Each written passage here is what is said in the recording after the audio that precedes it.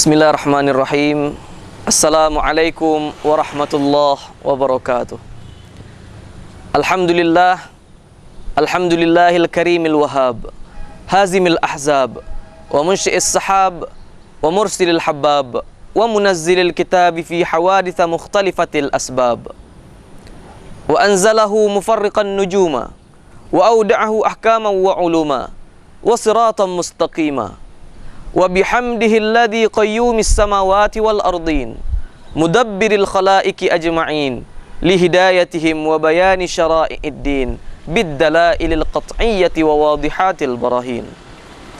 Ashhadu anna sayyidana wa habibana wa azimana wa qurrata a'yunina Muhammadan abduhu wa rasuluh, habibuhu wa khaliluh, al-mukarramu bil Qur'anil azizil mu'jizatil mustamirrati ala ta'akubis sinin, al-makhsusu bi jawami'il kalimi wa samahatid din. Wa salawatullahi wa salamuhu alaihi wa ala sairil anbiya'i wal mursalin wa alihi kullihim wa sairis salihin, amma ba'd. Pemirsa Padang TV dimanapun Anda berada, pada kesempatan yang sangat-sangat berbahagia ini, marilah kita angkat sebuah tema ceramah dengan judul Kerinduan Sebuah Batang Kurma kepada Baginda Rasulullah Sallallahu Alaihi Wasallam. Rasulullah Sallallahu Alaihi Wasallam merupakan orang yang paling mulia, baik itu kepada manusia, baik itu kepada tumbuh-tumbuhan maupun kepada benda mati.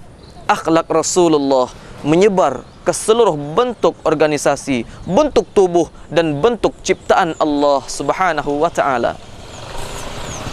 Suatu kisah yang sangat menakjubkan yang diperlihatkan oleh baginda Rasulullah sallallahu alaihi wasallam, athar atau bekas dari kemuliaan akhlak Rasulullah sallallahu alaihi wasallam. Bukan hanya manusia, tumbuh-tumbuhan dan benda mati juga rindu dan menangis tatkala berpisah dengan baginda Muhammad sallallahu alaihi wasallam. Suatu hari, tatkala Rasulullah sallallahu alaihi wasallam telah selesai membangun sebuah bangunan masjid, menjadikan batang kurma sebagai tiang penegak masjid untuk dilakukan terhadap salat berjamaah dan salat yang lainnya, termasuk salat Jumat.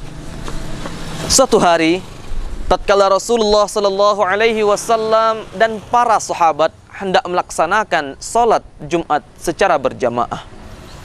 Kemudian Rasulullah sallallahu alaihi wasallam masuk ke dalam masjid dan berdiri tepat di samping tiang masjid yang merupakan adalah tiang pohon kurma.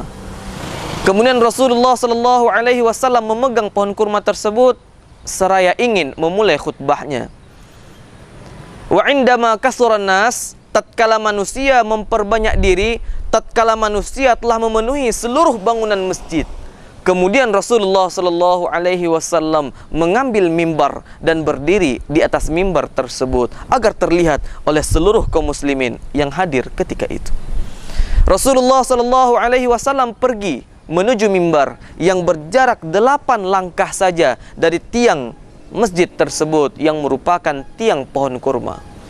Kemudian tatkala Rasulullah sallallahu alaihi wasallam mengucapkan salam dan memulai khutbahnya, fi asna'il khutbah, di sepanjang khutbahnya para sahabat mendengar sebuah tangisan seperti tangisan anak kecil yang merindukan kedatangan ibunya. Kemudian tatkala sahabat heran dan bingung melihat ke kanan dan ke kiri, min aina ya'ti hadzal anin, dari manakah datang suara tangisan ini? Kemudian setelah dicermati, tangisan tersebut berasal dari tangisan pohon kurma yang rindu dan menangis telah terpisah dengan baginda Muhammad sallallahu alaihi wasallam. Bayangkan, hanya berpisah 8 langkah saja, bukan terpisah jaraknya waktu yang sangat jauh, tempat yang sangat berbeda, namun perpisahan yang membuat menangis hanya perpisahan 8 langkah saja. Inilah kecintaan kepada Rasulullah sallallahu alaihi wasallam.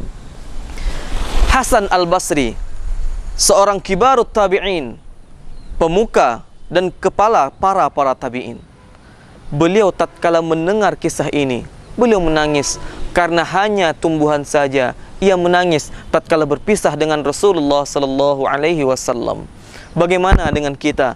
Apakah kita mampu untuk menangisi perpisahan dengan Rasulullah sallallahu alaihi wasallam yang berpisah telah hampir 14 abad lamanya?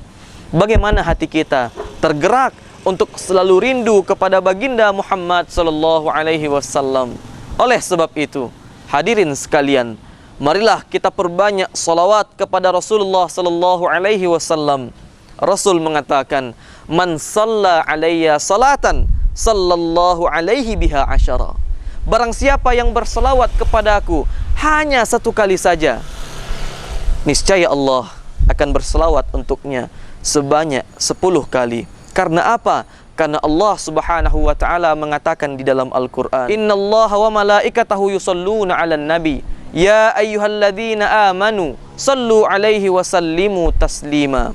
Marilah kita bersalawat kepada Rasulullah sallallahu alaihi wasallam.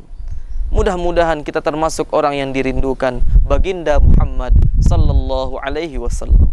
Mudah-mudahan bermanfaat. Wallahu muwafiq ila aqwamit thariq. Assalamualaikum warahmatullahi wabarakatuh.